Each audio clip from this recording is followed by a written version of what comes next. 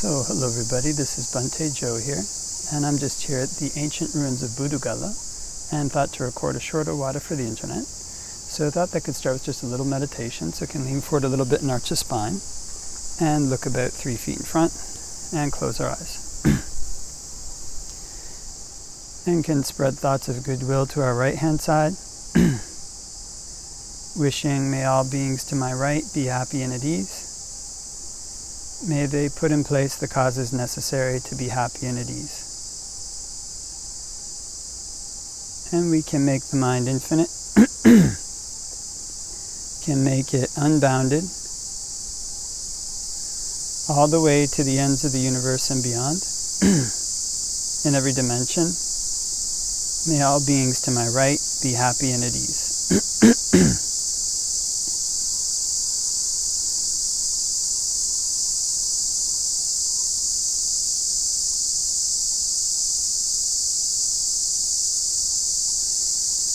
And we can spread thoughts of goodwill to our right-hand side and our left-hand side. May all beings to my right and my left be happy and at ease. May they put in place the causes necessary to be happy and at ease.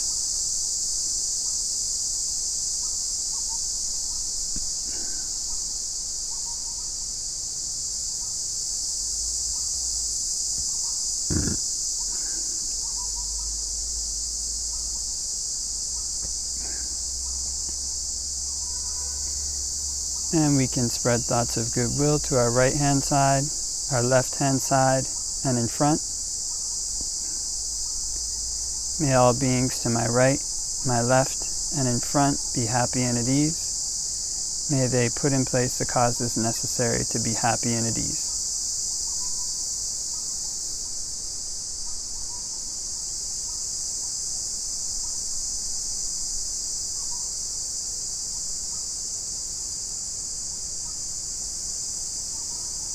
And we can spread thoughts of goodwill to our right-hand side, our left-hand side, in front, behind, in all 4 directions.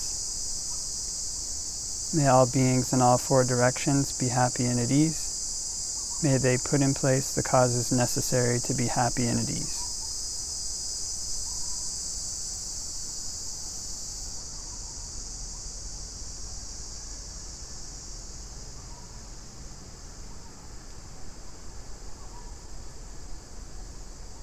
And we can spread thoughts of goodwill to our right-hand side, our left-hand side, in front, behind, and above. May all beings in all 4 directions and above be happy and at ease. May they put in place the causes necessary to be happy and at ease.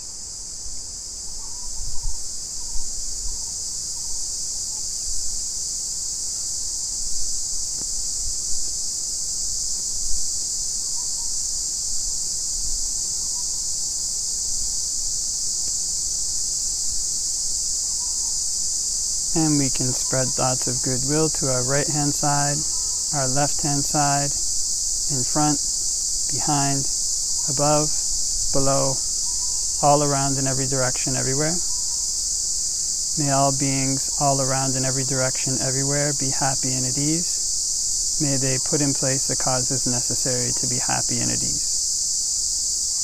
And we can make the mind infinite, can make it unbounded, all the way to the ends of the universe and beyond, in every dimension. May all beings all around everywhere be happy and at ease.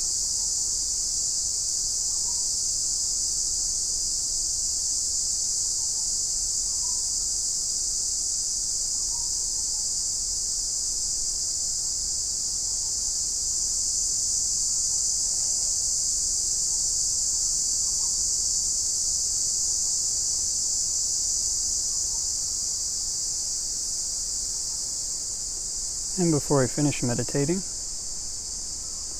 can contemplate impermanence, how everything that's subject to arising is subject to ceasing. It's not me, it's not mine. To cling to it is suffering.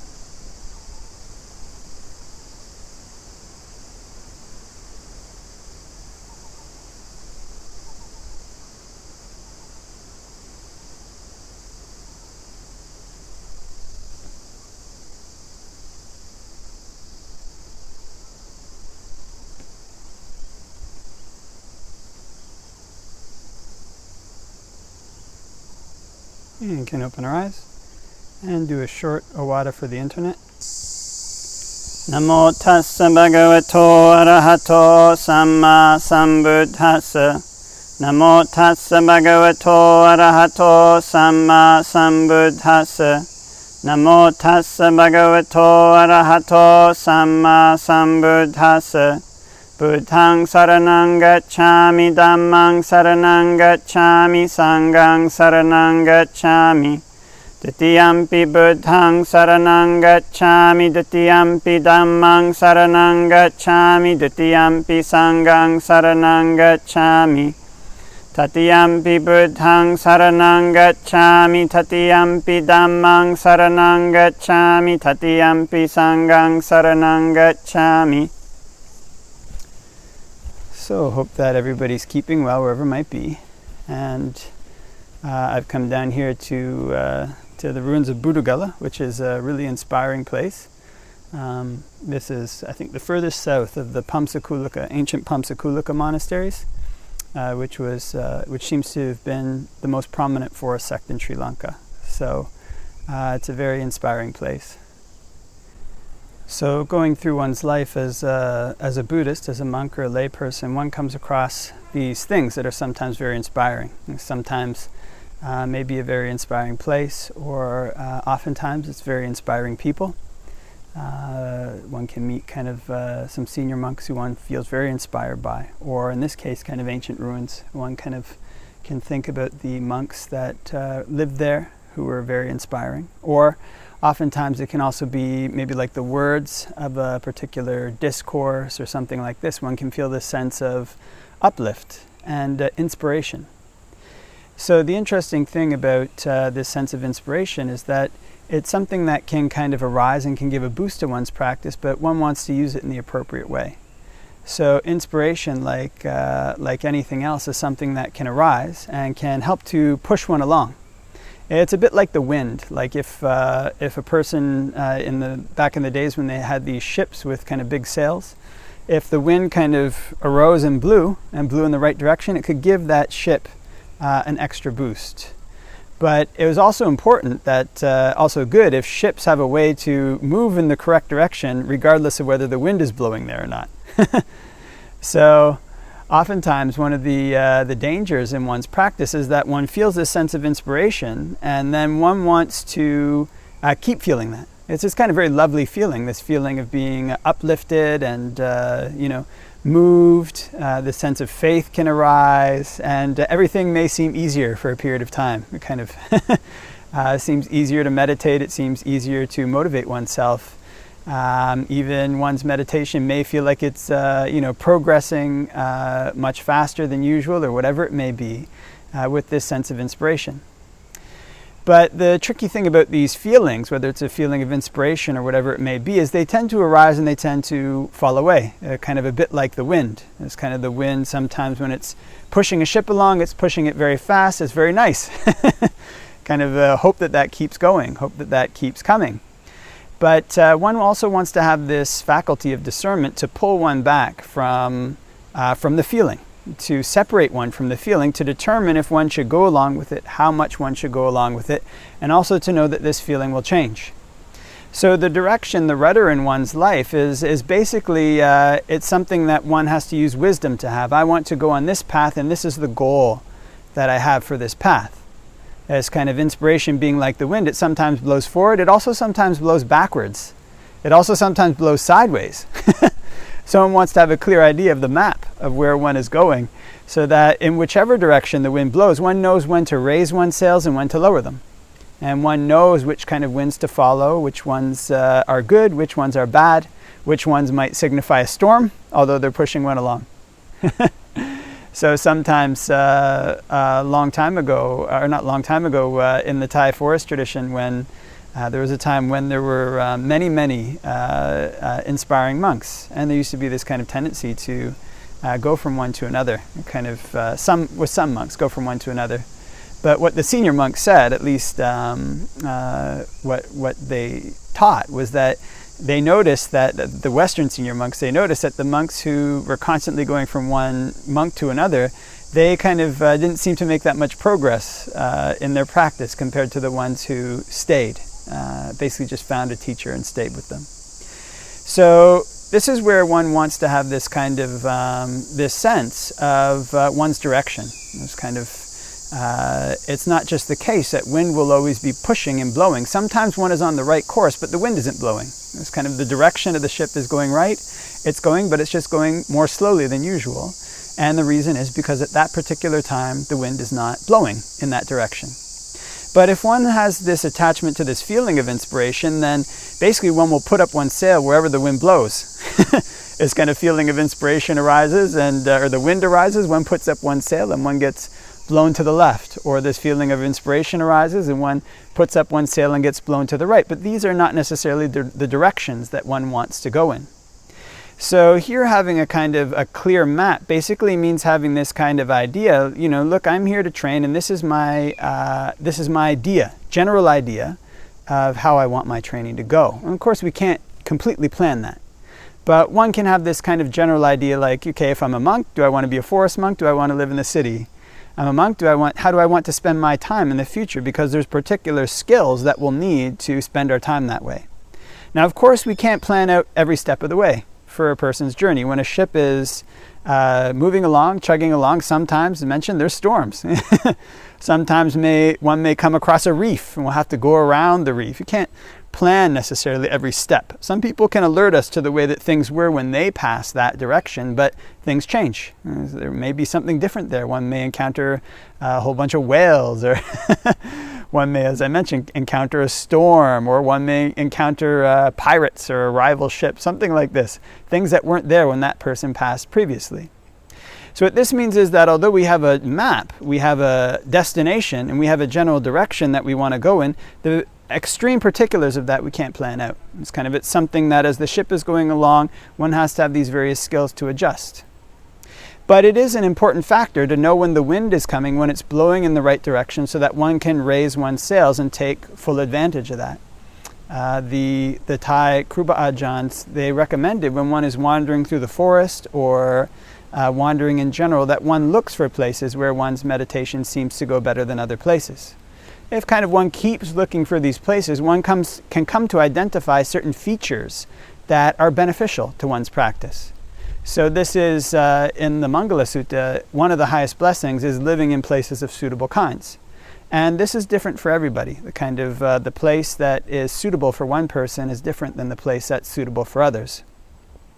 So this sense of inspiration, although it's like the wind, it can also be a guide. It can also be a pointer that that this place, if I feel a sense of inspiration or uplift, or this person, or this particular practice, this is a place that may, not necessarily 100%, but that may be good for me.